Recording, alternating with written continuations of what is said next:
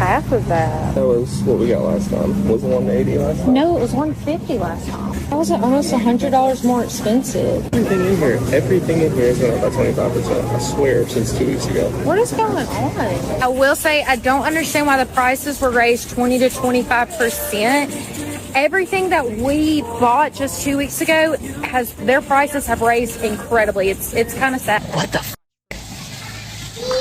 What the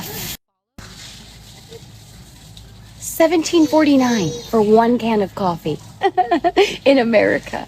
This used to be $11.99 a month and a half ago. Yeah. Are we gonna go uncaffeinated in America? Because of what the $17.49 for one. Walmart warned us, and now they've done it. Walmart just jacked up their prices, and I have the list right over here. Some everyday essentials up 50% almost overnight. The company is blaming President Trump's tariffs. Let's break it down for you right here. CNBC tracked the prices of the same items on May 20th and then on July 7th. Same items. A 12-piece pot and pan set from Drew Barrymore's line used to be $99, now $149. That's a 51% price jump. A Graco stroller went from $199 up to $299. That's another 50% spike since May. Even basic kitchen stuff like a nonstick fry pan up 28%. Coffee, bad news there. Folgers Classic Roast is up 17%. Dunkin', depending on the size, up to 9 and 11%. Milk too. The cheap store brand, Great Value, up across the board. Whole milk, 2%, 1% milk, all cost more. Even men's jeans, Levi's Signature, ticked up. This is the time to go bulk grocery shop on anything you can store or freeze. This is going to get worse before it gets better. I'm not trying to be an alarmist, but I just got back from Costco, and if you're not paying attention to the shipping news, you probably should be. I know that everybody's worried about tariffs, everybody's worried about prices of things increasing. I know that that's like a concern for people, but you should probably go ahead and take stock of your house and like staples that you need to have and go ahead and get. And I don't mean like panic buying, because you don't want to do that. That's not helpful to anybody.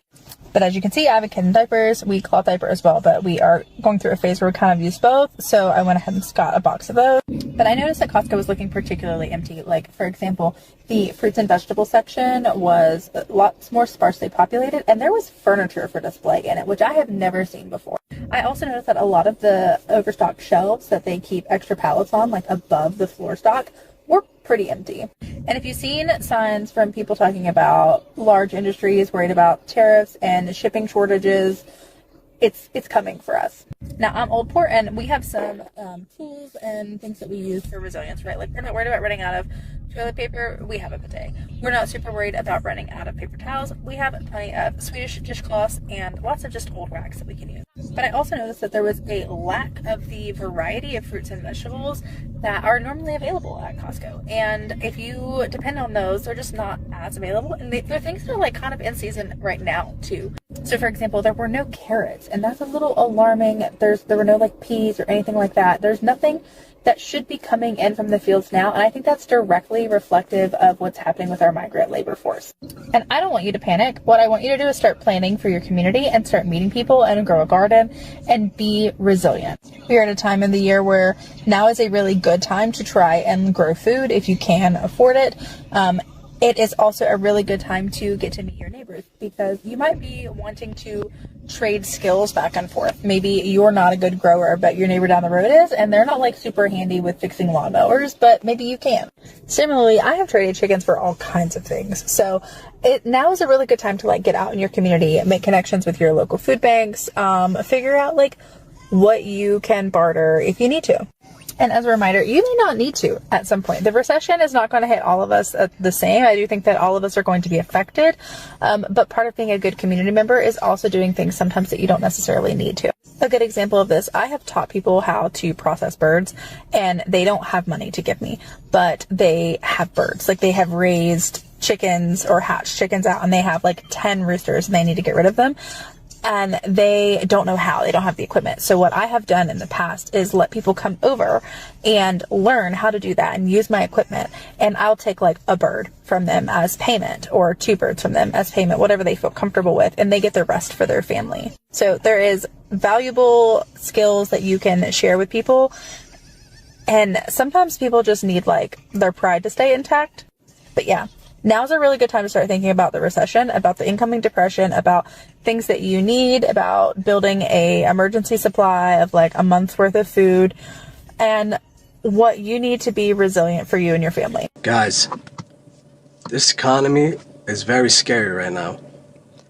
I don't know how people are paying for everything like housing, food, clothing, the basic stuff, like getting a haircut and whatnot.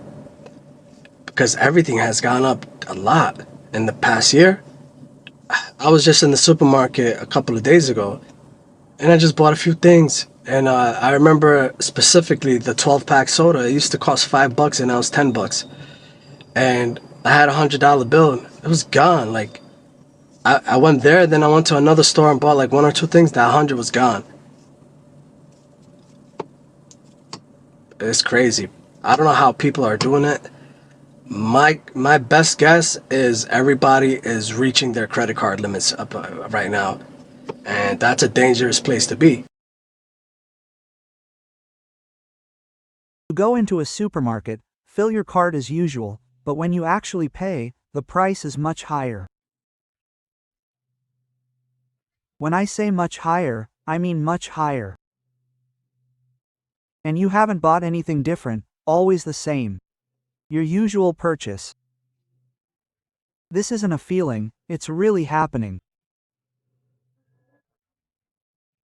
And one of the best places to see it is at Walmart in the United States, one of the best-known supermarket chains.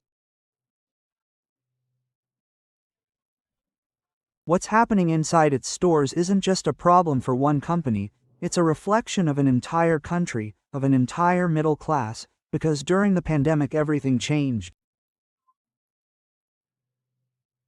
The government gave money, people earned more, spent more. Cuermal was selling like never before, everything seemed to be working. However, in 2022, everything broke down. Prices skyrocketed, food became more expensive, gasoline became more expensive, rent became more expensive, everything went up at the same time. And that's where the real problem began, right? Walmart customers started cutting back on whims, then on secondary products, and in the end they only buy the basics.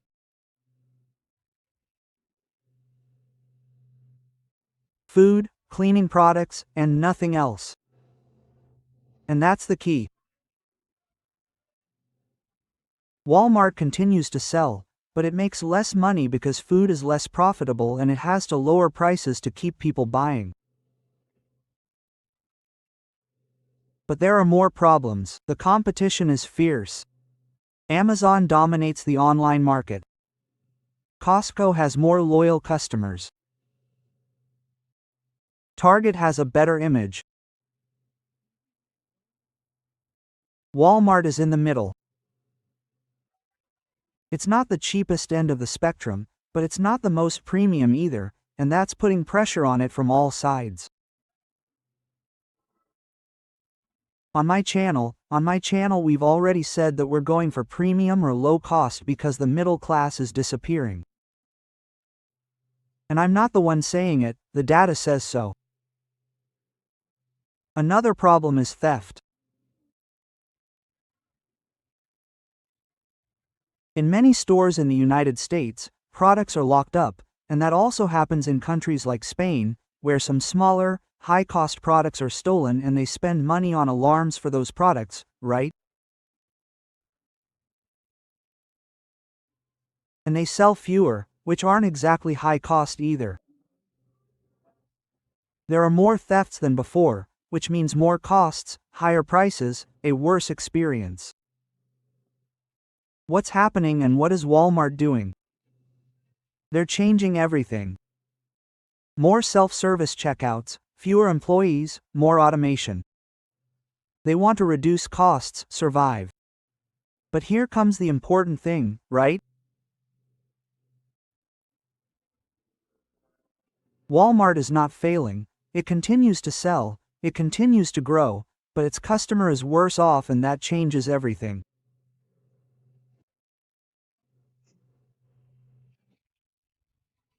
Because when the largest supermarket company sees its customer cutting back, it means something is wrong. If Walmart changes, it's because America is changing, the United States is changing.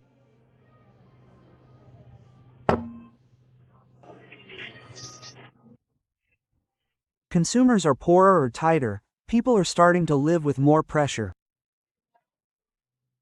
They buy what they need, reduce whims, as we said before, right?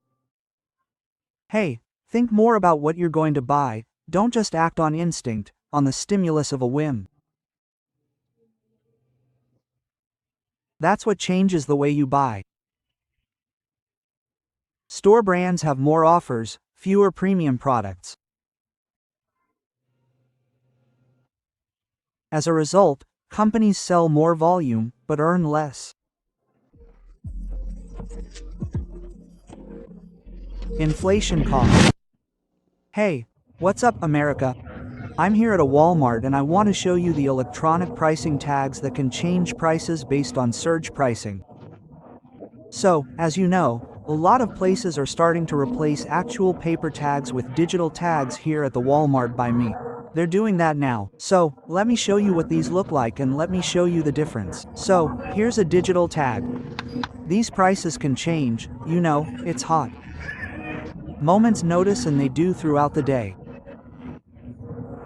Every single one has been changed to a digital tag.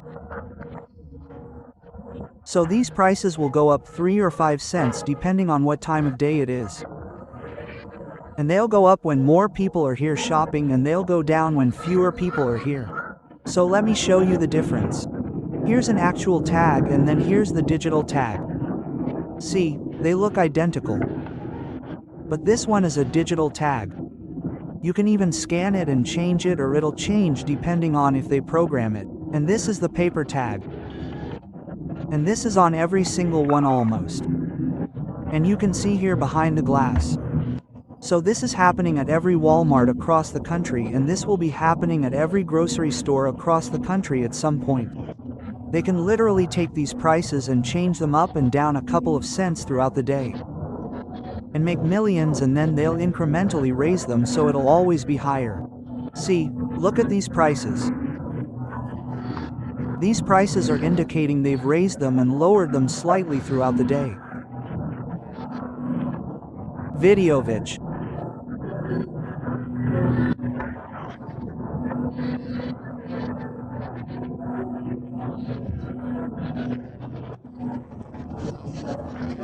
Disappearance of small businesses.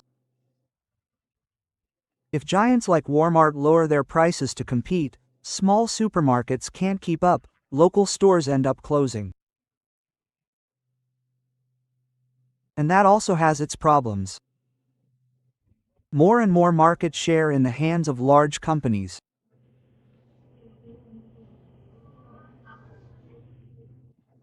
Fewer traditional employees to reduce costs, more automatic checkouts. Automation, which is also digital. Acts on the entire system of scalability of companies.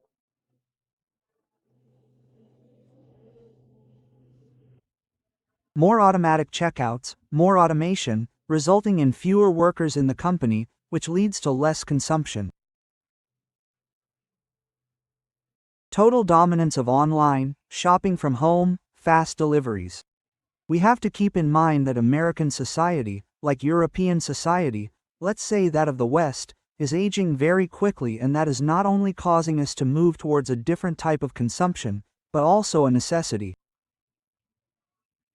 Digitalization and robotization favor and help older people who will no longer be able to move.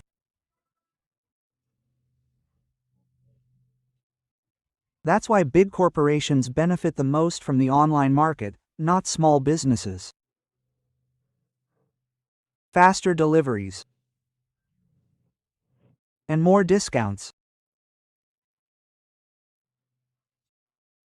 For example, the other day I went to a store to look at some shoes that I liked in a store where there's a person working, a physical store on a street in any city, and the shoes I wanted to buy cost me $90, €90 on Amazon.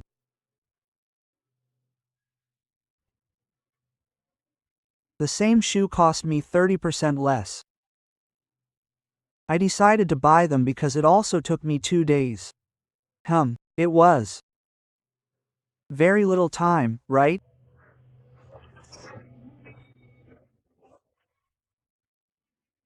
It's true that we like to shop, walk around stores and buy, but people already use stores to see products, touch them, try them on, but the real purchase is made online.